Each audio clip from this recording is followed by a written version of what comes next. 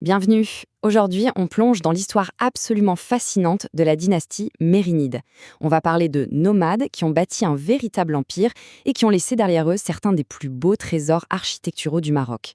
La grande question, c'est celle-ci. Comment est-ce que des guerriers nomades ont pu créer un âge d'or artistique aussi incroyable? Eh bien, pour le comprendre, on va explorer ensemble leur ascension, leur règne et bien sûr leur héritage. Allez, pour commencer, il faut revenir aux origines. Qui étaient exactement ces Mérinides? D'où est-ce qu'ils venaient? Alors, la dynastie est issue des Banu Marines. C'est une tribu nomade amazirs du groupe qu'on appelle Zénètes, originaire de l'est du Maghreb. Au début du XIIIe siècle, des changements politiques assez importants vont les pousser à migrer vers l'ouest, en direction de ce qui est le Maroc aujourd'hui. Et cette défaite, c'est un tournant. Elle a créé un vrai vide du pouvoir. L'empire almohade, qui était si puissant, se retrouve tout d'un coup très affaibli. Et ça ouvre une brèche énorme pour des forces ambitieuses comme les Mérinides, qui étaient là, prêtes à s'imposer. On va voir maintenant comment les Mérinides ont su exploiter cette opportunité à la perfection pour se lancer dans une conquête fulgurante du Maroc.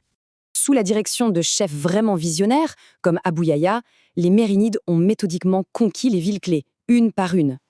Ils ont, en quelque sorte, démantelé pièce par pièce ce qui restait de l'Empire almohade. Le coup de grâce, ça a été la prise de Marrakech en 1269, la capitale almohade. C'était bien plus qu'une victoire militaire, c'était la fin officielle d'un empire et la naissance spectaculaire d'un nouveau. Une fois le pouvoir militaire bien en main, les Mérinides ont tourné leur attention vers la culture. Et là, ils ont inauguré un véritable âge d'or intellectuel et artistique depuis leur toute nouvelle capitale. Les Mérinides ont donc choisi Fès comme capitale. Ils ont même bâti une nouvelle cité royale juste à côté, Fès Jdid. Sous leur impulsion, la ville est devenue le cœur battant de toute la région, que ce soit au niveau politique, économique ou intellectuel. Et c'est là qu'on voit tout leur génie politique. Les Mérinides ont investi massivement dans l'art et la religion, mais attention, pas seulement par piété, c'était une façon très intelligente de légitimer leur pouvoir. En finançant les savants et les artistes, ils se sont assurés la loyauté d'une toute nouvelle élite. Cette architecture absolument spectaculaire, elle nous révèle qu'il y avait un dialogue artistique constant des deux côtés du détroit de Gibraltar. Les idées, les techniques, les artisans, tout ça circulait librement entre le Maroc et l'Andalousie.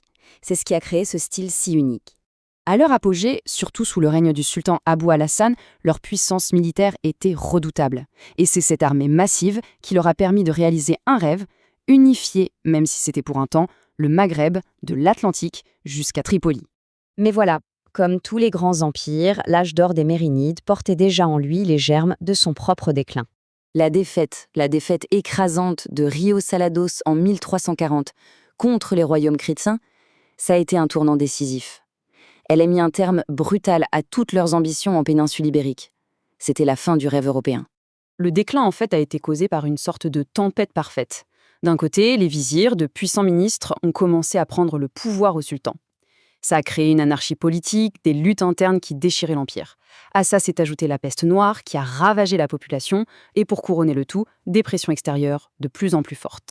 Le coup final est arrivé en 1465, une révolte à Fès, au cours de laquelle le dernier sultan a été tué. Ça a ouvert la voie aux Wattassides, une dynastie de vizirs qui, en réalité, contrôlait déjà le pouvoir en coulisses depuis un bon moment. Mais même si la dynastie a disparu, son héritage, lui, est littéralement gravé dans la pierre et il continue de briller encore aujourd'hui. L'héritage le plus visible des Mérinides, c'est clairement leur construction. Leurs madrassas, leurs mosquées, leurs palais, ce ne sont pas juste des monuments, ils sont au cœur de l'identité visuelle et culturelle du Maroc. Il suffit de penser aux incroyables madrassas de Fès ou à la nécropole de Sheila. Ce ne sont pas des ruines silencieuses, non, ce sont des chefs-d'œuvre bien vivants qui témoignent encore aujourd'hui de l'incroyable raffinement de l'art mérinide. Finalement, l'histoire des Mérinides nous rappelle quelque chose d'important. Le pouvoir militaire, c'est éphémère. Mais la beauté, la connaissance, ça peut traverser les siècles. Leur parcours, de guerriers nomades à bâtisseurs d'éternité, est un témoignage vraiment puissant de la façon dont l'art peut assurer une forme d'immortalité.